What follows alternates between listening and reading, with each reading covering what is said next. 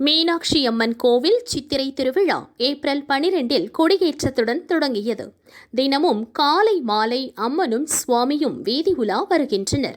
நேற்று முன்தினம் அம்மனுக்கு பட்டாபிஷேகம் நடந்தது.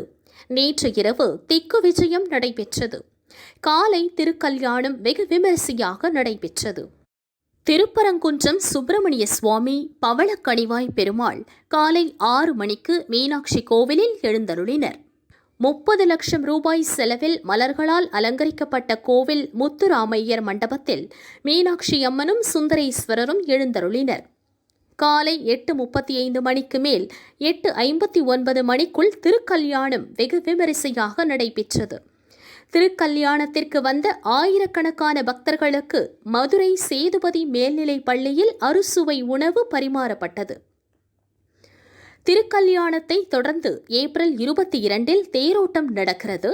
அன்று 3 மாவடியில் கள்ளழகரை வரவேற்கும் எதிர் சேவை நடக்கிறது. ஏப்ரல் 23 தங்க குதிரை வாகனத்தில் அழகர் வைகை ஆற்றில் இறங்குகிறார்.